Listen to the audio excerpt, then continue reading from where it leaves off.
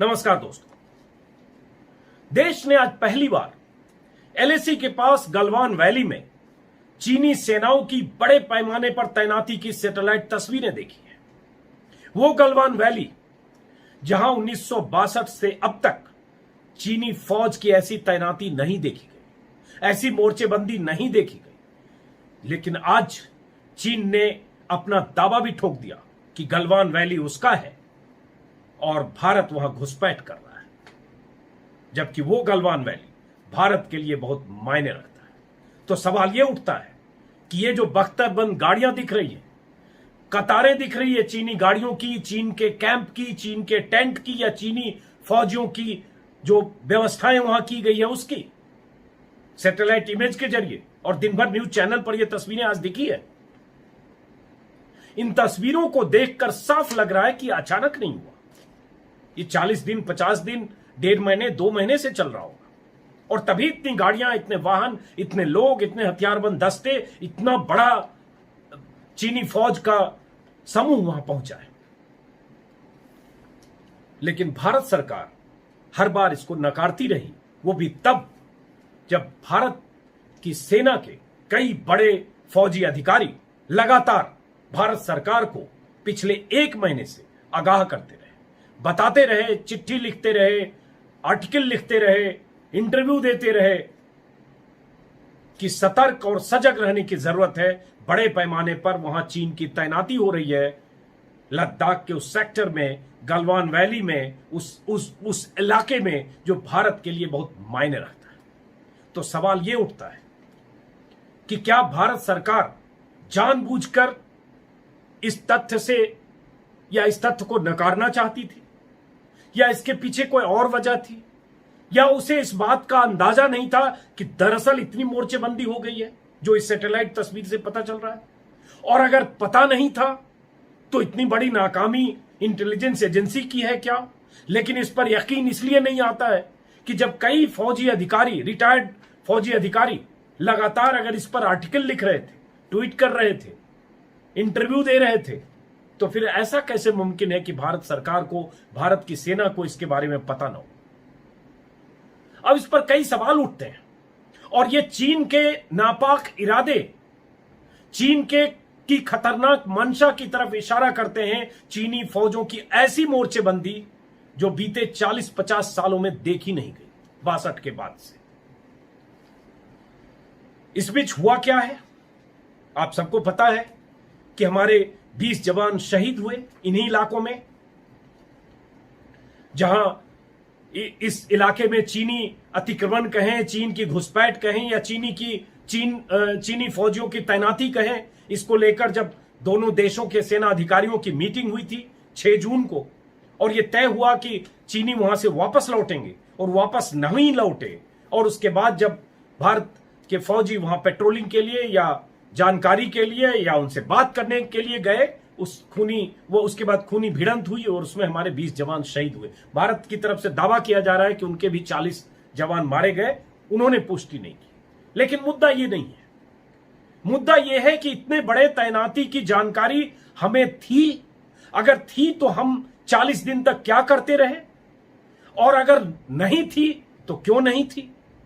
यह बहुत बड़ा सवाल है।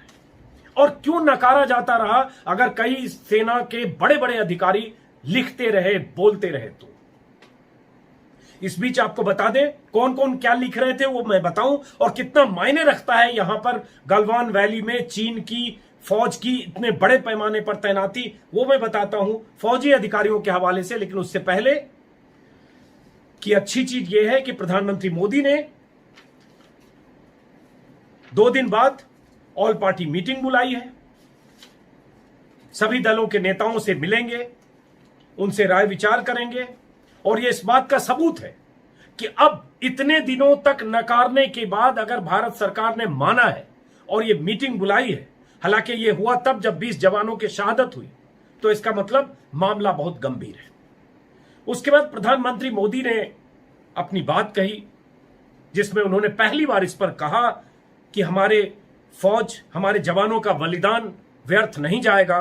वो मारते मारते मारे गए, मारते मारते मारे गए। ये सच है कि हमारे वो जवान जिनका आज अंतिम संस्कार हुआ है, जो अपने अपने उनके घरों में मातम है, अपने घरों के चिराग थे, वो देश के लिए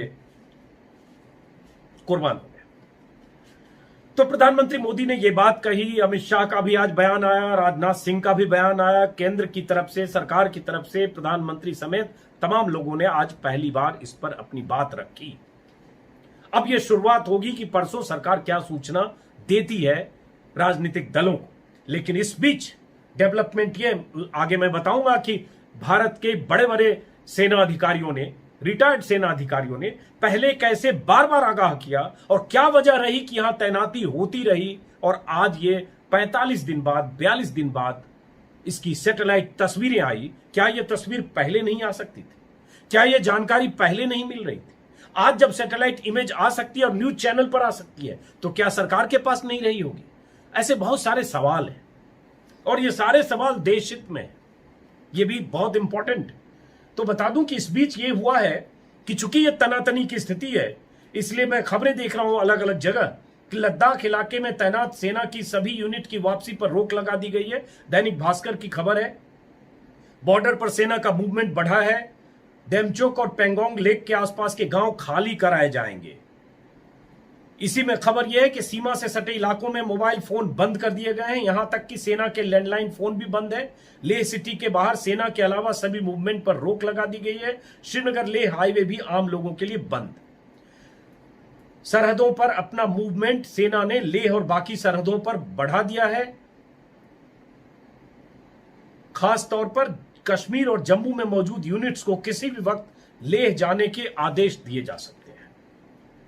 तो स्थिति तनावपूर्ण हो गई है और ऐसी तनावपूर्ण स्थिति भारत चीन की सीमा पर 62 के बाद शायद पहली बार हो रही है। छिटपुट झड़पें हुई है, लेकिन ऐसी झड़प जिसमें 20 जवानों की मौत हो जाए 45 साल बाद हुई है। इसके पहले 4 लोग अरुणाचल की तरफ मारे गए थे, हमारे जवान शहीद हुए थे। और ये मैंने बताया कि गांव खाली कराया गया है। डेमचोक पेंगोंग लेक के आसपास की जो लोग रहते थे उनको अलर्ट पर रहने को कहा गया है।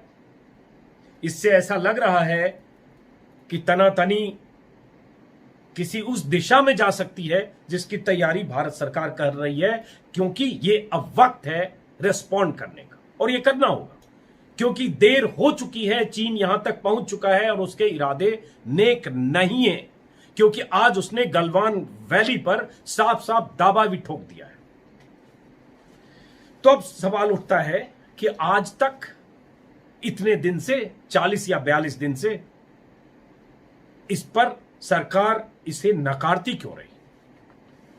आज भी मैं बता रहा हूं, आज भी मैंने न्यूज चैनल पर कुछ प्रवक्ताओं को सुना। शाहनवाज हुसैन एक चैनल पर बात कर रहे थे, उनसे किसी दूसरी पार्टी के प्रवक्ता ने बोला कि गलवान वैली में वो जम गए हैं, LAC के इस पार आ गए हैं, चीनी हमारी जमीन पर उन्होंने कब्जा कर लिया है। साफ साफ शाहनवाज हुसैन ने कहा ये बातें गलत है, वो LAC के उस पार हैं, हमारा 1 इंच भी उन्होंने कब्जा नहीं किया है। यही सैटेलाइट इमेज के जरिए बताने वाले कुछ चैनल पर भी यही बताया जा रहा है। वो एक पहलू है, लेकिन एक पहलू तो कम से कम सब मान रहे हैं कि दोनों तरफ जो मोर्चेबंदी है, सेनाओं की तैनाती है, उसमें हमसे कई गुना ज्यादा सेना चीन की तरफ है और उस वैली में है, जो स्ट्रेटेजिक पॉइंट से भारत के लिए बहुत मायने रखता है। अब आगे बताते हैं वो क्यों मायने रखता है और क्यों फौजी अधिकारी, जो रिटायर्ड फौजी अफसर क्या कहते रहे जिसे सरकार ने कभी नहीं माना। इस बीच एक चीज और हुई कि आज जो विदेश मंत्री हैं जयशंकर, उन्होंने बात की चीनी विदेश मंत्री से, काउंटर पार्ट से। उसके पहले उन्होंने यह भी माना कि गलवान वैली में जो हुआ चीन की साजिश थी, उन्होंने स्वीकार किया। और साथ में उसके बाद उन्होंने बात की है चीन से 2 टूक, जिसमें उन्होंने कहा है कि हिंसक झड़प गलत है, इसका प्रतिरोध दर्ज कराया। लेकिन एक और बात कही है जयशंकर के हवाले से, दोपहर में उन्होंने फोन पर बात की है चीन के विदेश मंत्री से, जिसमें कहा जा रहा है कि उन्होंने कहा है कि 6 जून को हुई वरिष्ठ सैन्य कमांडरों की बैठक में LAC पर तनातनी को कम करने और सेनाओं को पीछे ले जाने पर एक समझौता हुआ था। लेकिन तभी चीनी पक्ष ने LAC के हमारी तरफ गलवान घाटी में एक संरचना बनाने की मांग की। हमारी तरफ, ये वो कह रहे हैं, मांग की ये कह रहे हैं जयशंकर, जब यह विवाद की जड़ बना, चीनी पक्ष ने पूर्व निर्धारित और सुनियोजित तरह से कार्रवाई की, जो कि बाद की घटनाओं के लिए जिम्मेदार है, जिसमें हिंसा और मौतें हुई। यह जमीन पर यथास्थिति को नहीं बदलने के हमारे सभी समझौतों का उल्लंघन है। यह जयशंकर ने कहा है, कहा जा रहा है, ये उन्होंने चीन के विदेश मंत्री को कम्युनिकेट कर दिया और साथ में यह कहा है कि चीन ने साजिशन यहां जो भी गलवान वैली में किया उसकी साजिश थी और उसके इरादे ठीक नहीं है। इसका मतलब भारत सरकार अब मान चुकी है कि स्थिति ठीक नहीं है और ये चीन धोखेबाज, पीठ में छुरा भोंकने वाला, उसका अतीत जिस पर आप भरोसा नहीं कर सकते, वो उसका चीन का इतिहास रहा है। कहता कुछ है, करता कुछ है। और वो चीन जिसके शी जिनपिंग से प्रधानमंत्री मोदी बीते 6 साल में 18 बार मिल चुके हैं, 5 बार खुद चीन जा चुके हैं, शी जिनपिंग भारत आ चुके हैं। उस पर मैंने पिछले वीडियो में भी बताया था, साबरमती से लेकर महाबलीपुरम तक, झूले झूलने से लेकर समंदर के किनारे नारियल पानी पीकर गए। उसके बाद चीन ने जो किया सामने। अब आते हैं कि यह हमें पता नहीं था या जानबूझकर हम नकार रहे थे या हम कुछ और करना चाह रहे थे। स्ट्रेटजी पॉइंट से हो कुछ और गया जब हमारे 20 जवान शहीद हो गए। तो क्या वजह है? हम आते हैं जरा, जो फौजी अधिकारी हैं उन्होंने पहले क्या क्या कहा है, क्योंकि यह जानना आपको जरूरी है। और इसी से बात आती है कि जब सवाल उठता है तो क्यों उससे छुपने की कोशिश होती है। आज जैसे लिखा है, ब्रह्म चेलानी है, डिफेंस एक्सपर्ट, बहुत प्रतिष्ठित, उन्होंने लिखा है, आज ट्विटर पर लिखा है, गलवान वैली के चारों तरफ जो सराउंडिंग स्ट्रेटेजिक हाइट्स हैं, जो एलएसी की तरफ हैं, उस पर 1962 के बाद से चीन का कब्जा नहीं है। भारत ने बड़ी भारी गलती की है, उन ऊंचाई वाली चोटियों को अनगार्डेड छोड़ दिया। यह ब्रह्म चेलानी ने लिखा है, अनगार्डेड छोड़ दिया है, भारत ने बड़ी गलती की। तो क्या भारत से इतनी बड़ी चूक हुई? ये वो ऊंचाई वाली जगह हैं जहां से हाईवे और फॉरवर्ड बेस पर नजर रखा जाता है। आप जानते हैं कि भारत वहां पर हाईवे बना रहा है ताकि सेना की तैनाती वहां तक हो सके और चीन जहां हमसे एडवांस पोजीशन में होता है वहां अपनी सेना को आसानी से पहुंचा सके, अपने ट्रूप्स को पहुंचा सके। अब बात आती है, इसके अलावा ये पहले से चला आ रहा है, ये तो ब्रह्म चेलानी ने आज लिखा, लेकिन कई फौजी जो जनरल हैं, general lieutenant general Hooda, lieutenant general Parag, lieutenant general Prakash Menon, Ajay Shukla colonel रहे, जर्नलिस्ट हैं, इन सब ने लिखा है अलग अलग समय और ये बीते 1 महीने से चल रहा है। अब देखिए, मैं बताता हूं पॉइंट, एक एक पॉइंट, जिससे आपको अंदाजा लगेगा कि ये सब लोग लिखते बोलते रहे, फिर भी हम क्यों देर हुई, हम क्यों नहीं रेस्पॉन्ड किया। हमने आज जो कर रहे हैं वो 30 दिन 20 दिन पहले क्यों नहीं किया? क्या हम इंतजार कर रहे थे जब शहादत हो जाएगी या ऐसी स्थिति होगी तब हम कुछ कर पाएंगे, या हमारी स्ट्रेटजी कुछ और थी? तो एक बार आप सुन लें। प्रकाश मेनन है लेफ्टिनेंट जनरल, इन्होंने 29 मई को माफ करें, प्रिंट में लिखा, द प्रिंट एक वेबसाइट है, डिजिटल प्लेटफॉर्म में लिखा, China has definitely crossed Indian Lakshman rekha. चीन ने निश्चित तौर पर भारत की लक्ष्मण रेखा को पार किया है। ये साफ साफ लिख रहे लेफ्टिनेंट जनरल। ये 29 मई को लिखा, आज से 20 दिन पहले करीब। और उसमें लिखा, हालांकि ये 1962 की तरह नहीं होगा, ये भी लिख रहे हैं। उन्होंने लिखा, मोदी सरकार डोकलाम में चीन के कंस्ट्रक्शन को अंडर कारपेट मोदी सरकार ने छिपा दिया था। ये लिख रहे हैं कि अंडर कारपेट छिपा दिया गया था। Indians have managed to sustain the fiction of victory at Doklam. आप समझ लीजिए, ये एक लेफ्टिनेंट जनरल लिख रहे हैं 29 मई को। दूसरा उन्होंने फिर 17 जून को भी लिखा है। आज उन्होंने लिखा है कि मोदी के लिए पॉलिटिकल स्टैंड लेने का वक्त है। 11 जून को ही लेफ्टिनेंट जनरल पनाग ने लिखा था, द प्रिंट में ही उन्होंने लिखा था, PM Modi silence on LAC stand of is benefiting China, India must change it's script. मतलब एलएसी के मुद्दे पर मोदी की चुप्पी चीन को फायदा पहुंचा रही है, भारत को अपना तरीका बदलना चाहिए।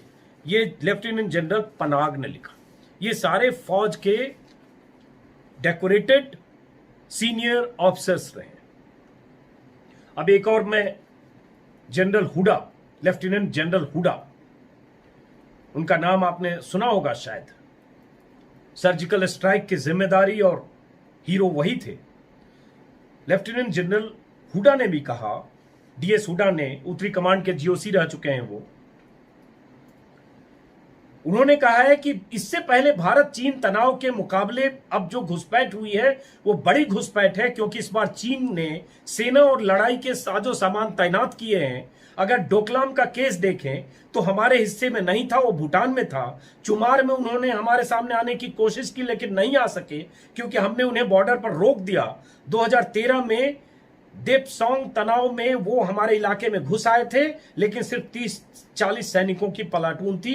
ये उन्होंने द क्विंट को एक इंटरव्यू में कहा है, और ये भी 6-7 दिन पहले छपा हुआ है। इसी में उन्होंने आगे कहा है डीएस हुडा ने, और ये डीएस हुडा मायने रखते हैं, आप समझ लीजिए।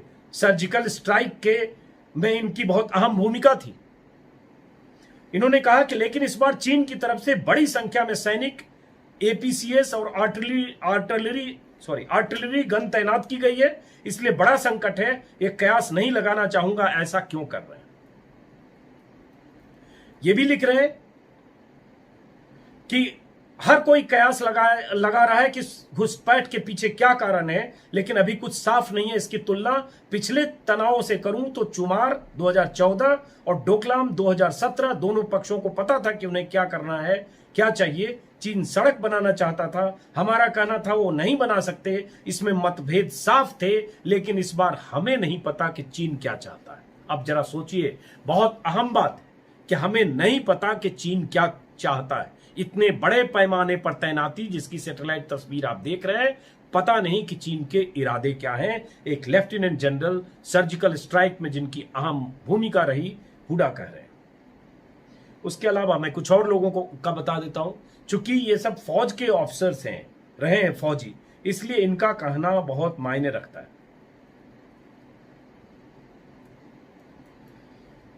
अब retired lieutenant general HS Panag ने कहा कि चीन ने भारत के 40 वर्ग किलोमीटर हिस्से पर कब्जा किया।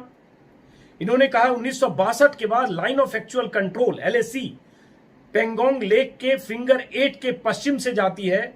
Indo Tibetan border police finger 8 में पेट्रोलिंग करती थी। हमारे इस दावे को 1962 से चुनौती नहीं दी गई। हालांकि इसको लेकर PLA ने कई बार अपना मत बदला है, लेकिन उनके मुताबिक सैटेलाइट इमेज बताती है कि PLA सेना ने फिंगर 4 से फिंगर 8 तक के हिस्से पर कब्जा कर लिया था। ये जनरल पनाग बोल रहे हैं। जनरल पनाग उत्तरी कमांड के कमांडिंग इन चीफ रहे हैं। वो कहते हैं आगे, फिंगर 4 से फिंगर 8 में करीब 8 किलोमीटर का हिस्सा आता है। झील के, पेंगोंग झील की बात हो रही है, उसके उत्तरी हिस्से के बीच की ITBP पोस्ट को नजरअंदाज करते हुए ऊंचाई पर कब्जा कर लिया गया। इसका मतलब है कि चीन ने 35 से 40 वर्ग किलोमीटर के हिस्से पर कब्जा कर लिया। अब आप समझते जाइए, ये सारी चीजें पहले लिखी बोली जा रही है पिछले 20-25 दिनों से। इसी में आगे कहते हैं जनरल पनाग, इस मामले में मेरा मानना है कि हमारे जैसे नहीं, ये तो सतीश दुआ करें। उन्होंने कहा, जनरल पनाग कहते, चीनी सेना ने भारतीय हिस्से पर कब्जा कर लिया। कई सारे रिटायर्ड अफसर हैं जो मानते हैं कि सरकार को इसके बारे में जानकारी देनी चाहिए। खैर, तो ये कई अफसरों के हवाले से आपने सुना, प्रकाश मेनन, जनरल पनाग, जनरल हुडा, अजय शुक्ला भी यही बात लगातार कह रहे हैं। और उसके बाद बात आती है कि फिर सरकार की तरफ से बार बार ये कहना कि ऐसी कोई बात नहीं है। एक मैंने देखा अभी कि टेलीग्राफ अखबार में छपा हुआ है कि ANI को इंटरव्यू में कहा था, जो आर्मी चीफ हैं, उन्होंने 10 दिन पहले कहा था, 10 या 12 दिन पहले इंटरव्यू में कहा कि अभी ऐसी कोई बात नहीं है, वहां यथास्थिति बरकरार है, ऐसा कुछ नहीं हुआ है। और टेलीग्राफ ने छापा है डेडली प्राइस ऑफ डिनाइल करके। उन्होंने 5 मई को उन्होंने कहा था, भारतीय सेना प्रमुख ने, माफ करें, 13 मई को कहा था कि there is nothing new in what has happened in the last week और 10 डेज। एक सप्ताह या 10 दिन में ऐसा कुछ नया नहीं हुआ है। ये उन्होंने कहा था 13 मई को, आज से 4 दिन पहले। और उसके पहले अगर देखें तो 5 मई से ये कहानी चल रही है। 13 मई को नहीं, 13 मई को कहा, 4 दिन पहले नहीं, अभी से हो गया मतलब 30, 32, 34 दिन पहले। और 5 मई से कहा जा रहा है कि चीनी सेना की वहां इस तरह से घुसपैठ हुई या इस तरह से तैनाती और मोर्चेबंदी हुई। 13 मई को भारत की तरफ से इसका खंडन किया गया, उसके बाद भी बार बार खंडन किया गया। खंडन तो मैंने कहा कि अभी जो बीजेपी के सारे प्रवक्ताओं ने चैनलों पर आज दिन भर किया है कि 1 इंच हमारी तरफ नहीं आए हैं, वो उस तरफ है। हाँ, उन्होंने तैनाती बड़े पैमाने पर की है, आज माना है। तो ये, और उसके बाद उसके साथ बड़ी बात कि उन्होंने दावेदारी जता दी है आज कि गलवान वैली हमारा है, भारत घुसपैठ कर रहा है। एक तरह से धमकी और चेतावनी भी दी है चीन के प्रवक्ता ने, विदेश मंत्रालय के प्रवक्ता ने, ऑफिशियल प्रवक्ता ने। तो अब ये सारी स्थितियां हैं।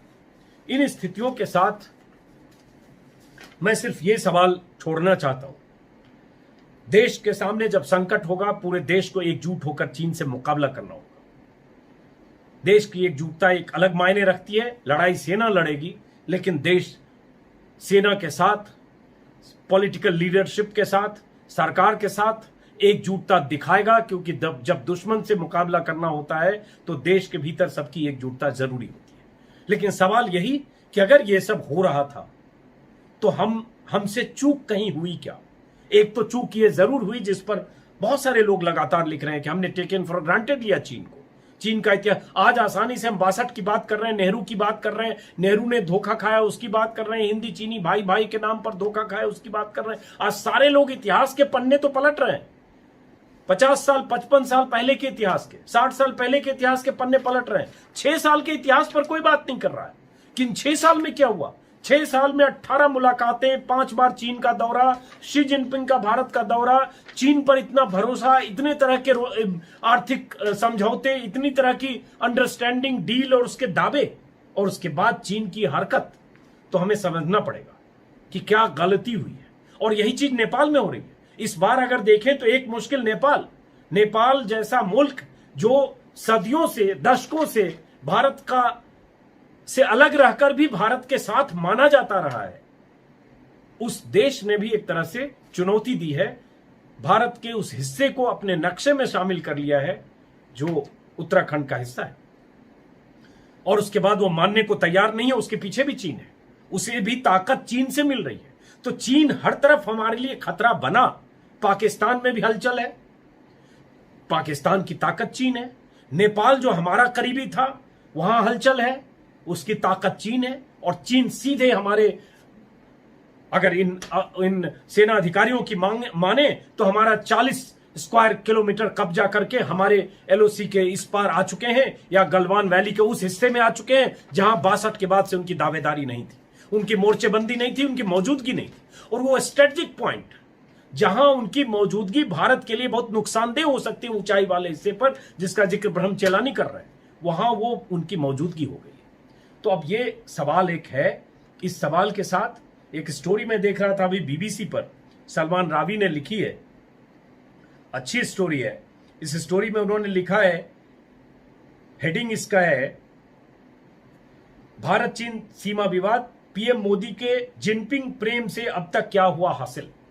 और शी जिनपिंग के साथ मोदी की मुलाकातें, बातें 18 मुलाकातें, और उसके बाद इसी में है कि 2 देशों के बीच कुल 12 समझौते हुए। अब तक इन समझौतों को लागू किया गया या नहीं, इसके बारे में कोई जानकारी नहीं दी जा सकती है। लेकिन दोनों देश के जो बड़े नेता हैं, सर्वोच्च नेता हैं, उनकी दोस्ती, उनकी प्रॉक्सिमिटी, उनकी तस्वीरों के जरिए हम मान रहे थे कि चीन से हमारे रिश्ते अच्छे हो रहे हैं।